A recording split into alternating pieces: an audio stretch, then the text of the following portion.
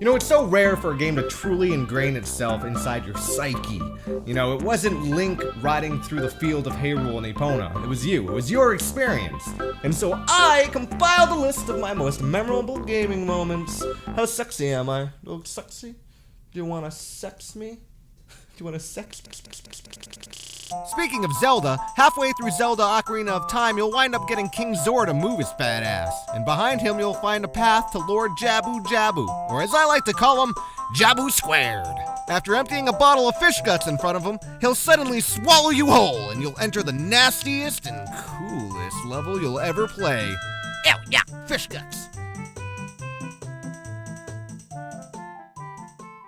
If you were as big of a point-and-click adventure game fan as I was growing up, then you already know how memorable the Monkey Island series was.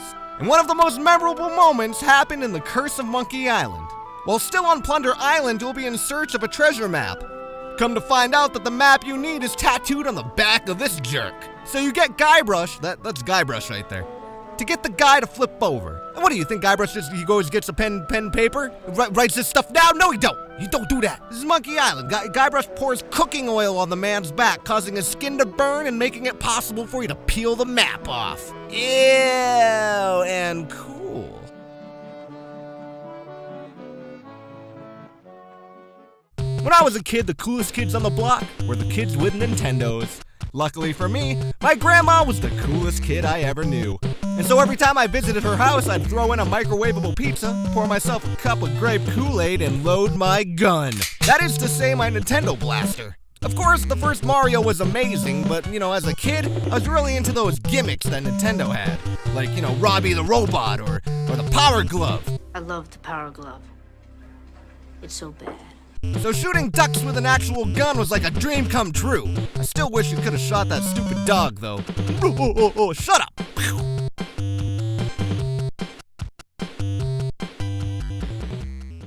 Few things in life bring brothers together, but one of those things for my brother and I was Donkey Kong Country. From the minute we saw those pre-rendered 3D graphics, we were like, is this real life? Of course, I always had to be Diddy Kong. But even though both characters were probably programmed the same, Diddy just seemed faster and lighter. And he had a cool hat. Beat that, Donkey Kong. I liked this game so much that I named both of my pet turtles Diddy and Donkey. That is, until they ate each other. How poetic. God, I wanted a Dreamcast for so long until I finally saved up enough money to get one. And when I did, it was the best decision of my life. The first two games I bought were Sonic Adventures and Jet Grind Radio. And holy butt shit, was Jet Grind Radio cool. The gameplay itself was pretty good, but my God, that music. Still to this day, I'll pop in the Jet Grind Radio soundtrack and be reminded of those late night summers of stress-free gameplay. Every weekend, I'd pack my bags and go to my friend Zach's house. And one particular night, we went to Pizza Hut, who just so happened to be giving away a demo. And the demo happened to be one of the greatest games of all time, Tony Hawk Pro Skater. The demo was only 60 seconds of the warehouse level with Goldfinger's Superman on repeat. It didn't matter though, the game felt amazing. You could go anywhere, you could grind anything, you could break anything. It didn't take long for us to figure out if you popped open the CD lid while playing that the timer stopped and you got endless gameplay. This game was the only reason I bought a PlayStation as a kid.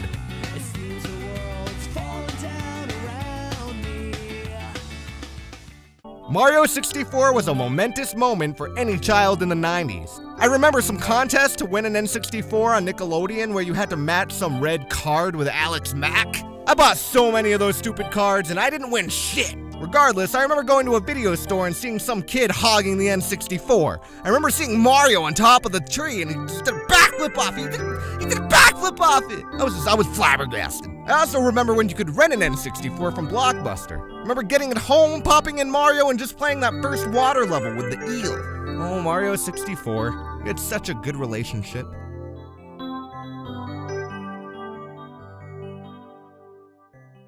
Seaman. Let it all out. But Seaman was a revolutionary game at the time. Dreamcast was all futuristic, and here's a game where you have a microphone talking to a fish. Now the point of the game was to raise an egg into a fish, which took several weeks. And ain't no child got time for that. I learned if you changed the internal clock of the Dreamcast ahead, the fish would age by those many days. And I chose 2 weeks. After doing this though, the game assumes you've neglected the fish for that amount of time. So 2 weeks of an unclean fish tank and a very moody fish. Overall, I found this game to be pretty creepy.